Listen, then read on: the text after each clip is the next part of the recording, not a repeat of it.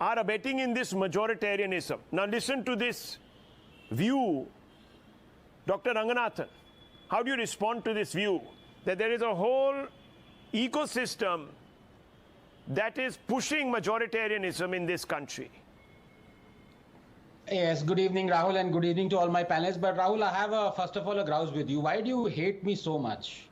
I mean, I am itching like a junkie to reply to all those lies and perfidy of my good friend Mr. Abdul Razak Khan. इतना झूठ बोला कि Rahul, if I will waste all my time in replying to that.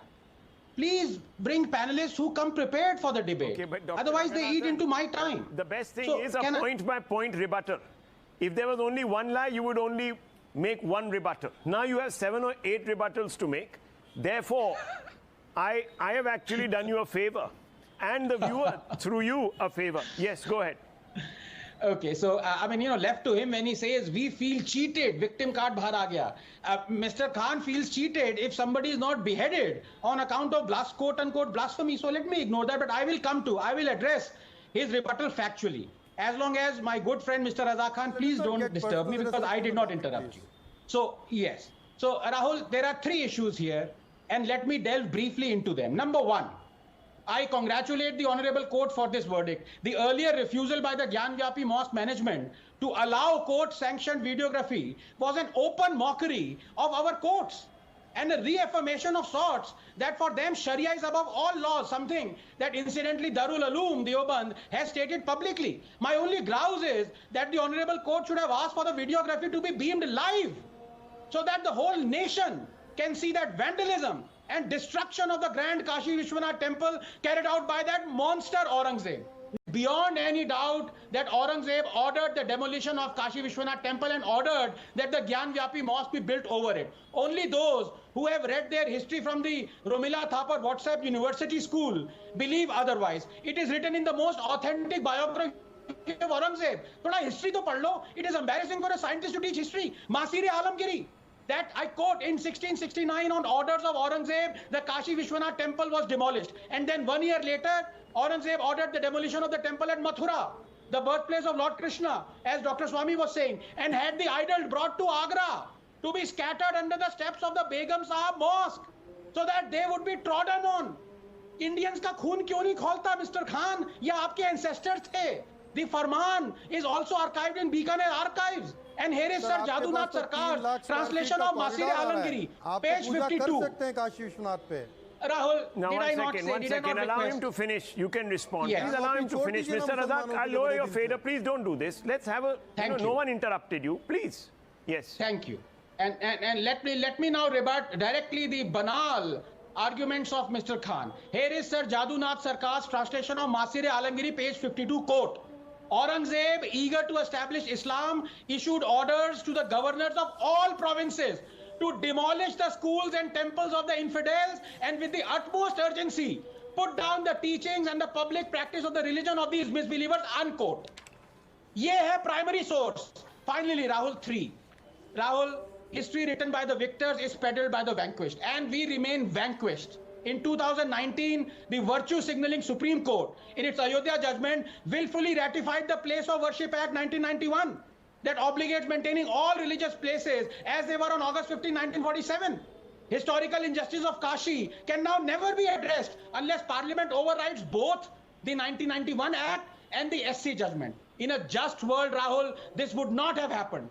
A legal recourse to correct historical injustices cannot be denied in a democracy.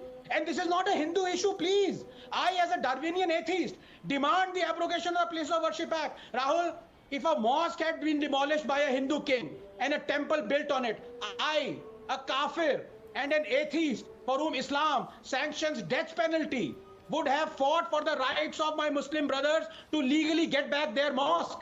Religion doesn't come into it. Justice and pride in one's civilizations do. And just 10 seconds, Rahul, may I please humbly disagree with Dr. Swami when he says we want only 3 out of the 44,000 temples demolished that were catalogued by Sitaram Goel. No! We must legally fight as an Indian for all 44,000. What do you mean 3? Dr. Ranganathan wants to come in. Yes, Dr. Ranganathan, you want to make a pointed intervention. Go ahead. Rahul, can I please? Yes. Can I please? Because I am the one, unfortunately, who has to bear all these truth and lies and has to hear them. Unfortunately, I demolished like a JCB Mr. Khan's propaganda, and now let me demolish the propaganda and actually a contempt of Supreme Court by my good friend Mr. Haider. But I request a couple of minutes uninterrupted because I won't be able to otherwise. I know they're going to interrupt me continuously. But please, can you please mute them because I need 2 minutes. The nation really wants to learn this and how that people are doing contempt of court by repeatedly maligning the Supreme Court, saying that it was a faith-based judgment. And now Mr. Haider says that there was no temple underneath the Supreme Court. So can I please quote from the Supreme Court? Yes, do I have 2 minutes, Rahul? I beg of you. Yes, can I please get 2 minutes? Go ahead. Thank you. Thank you. Rahul, you can bury the truth, but a day will always come when it is excavated. And this is, I am now quoting directly from the Supreme Court Ayodhya judgment. Mr. Haider, I'm sure, please keep your ears open. The Supreme Court accepted the fact, and I quote, number 1, the Babri Mosque was not constructed on vacant land. Number 2, the excavation indicated the presence of an underlying structure below the disputed structure. Number 3, the underlying structure was at least of equal, if not larger dimensions than the disputed structure. Number 4, the excavation of the walls of the underlying structure coupled with the presence of pillar bases upon supports the conclusion of the ASI of the presence of a structure underlying the disputed structure. Number 5, the underlying structure was not of Islamic origin. Number 6, archaeological finds in the area of excavation reveal significant traces of successive civilizations commencing with the age of the North Black polished ware traceable to the 2nd century BC. Number 7, on a preponderance of probabilities, the archaeological findings on the nature of the underlying structure indicate it to be of Hindu religious origin dating to 12th century AD. Number 8, the mosque in dispute was constructed upon the foundation of the pre-existing structure. Number 9, the layered excavation of the site of excavation has also revealed the existence of a circular shrine together with a Malaka Pranala indicative of Hindu worship dating back to the 8th to 10th century. Number 10, the underlying structure which provided the foundations of the mosque together with its archaeological features and recoveries are suggestive of a Hindu religious origin, unquote. ये है सच, ये है SC का Ayodhya judgment. कहां से उठा के आ जाते हैं और क्या बोल रहे हैं? India's economy is growing.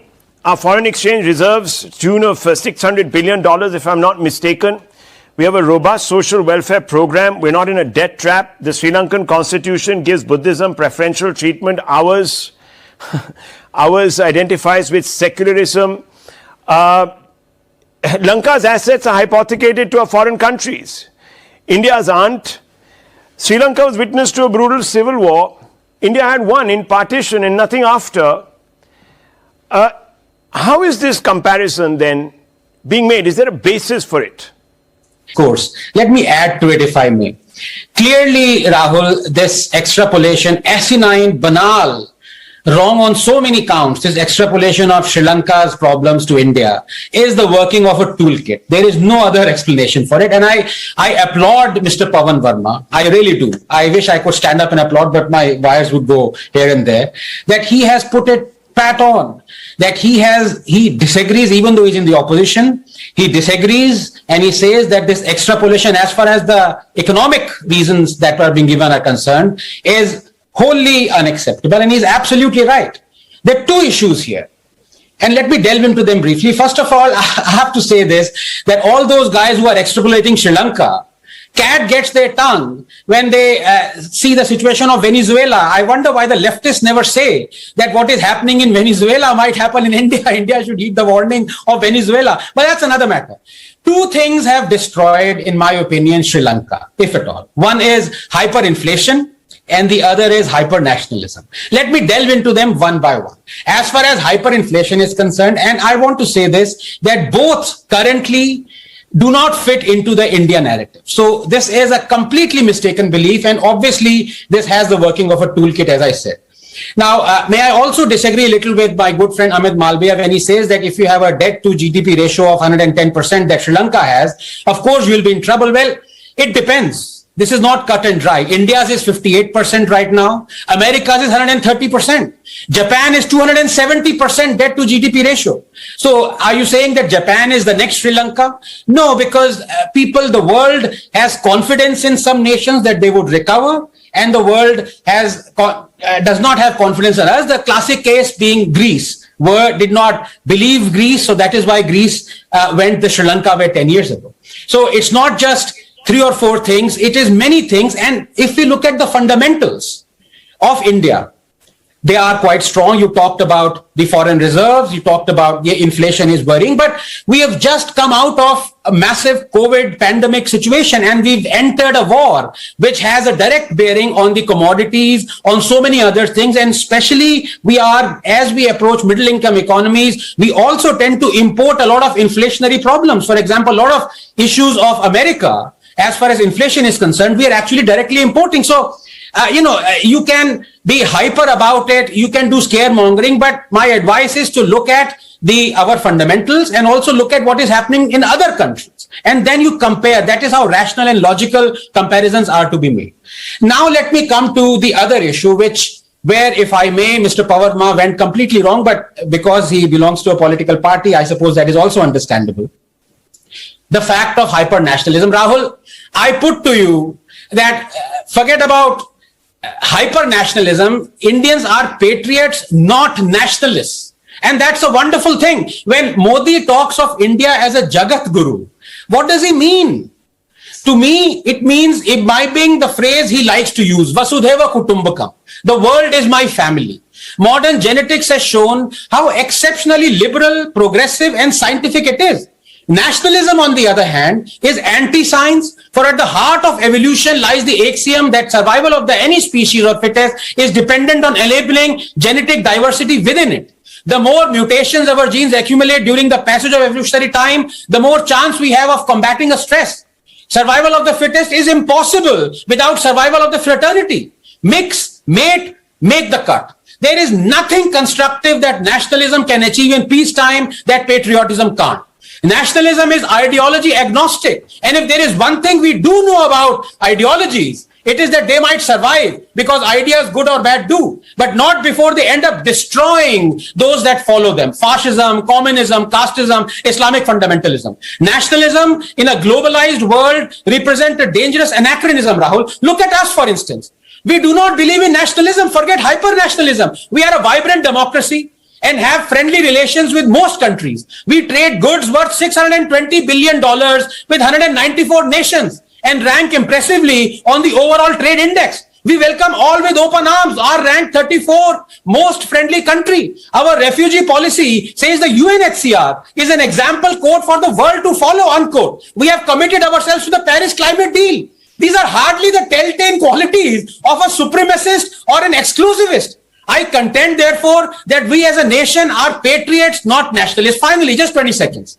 Are we ever going to discuss how much the Holy Book teaches the embodiment of nationalism, the exclusivity, supremacy, the othering, the majoritarianism, the hate for others? Or are we too scared to do that? So before we delve into this asinine comparison of Sri Lanka, hyper-nationalism, let us remember that Modi, far from being a majoritarian, is actually a minoritarian. I don't have time to go into the 10 or 15 issues that are, you can clearly say, are against Hindus and pro-non-Hindus. But I won't go into that because we're running out of time. Bottom line is, we are neither at this moment hyper-inflationary or hyper-nationalist.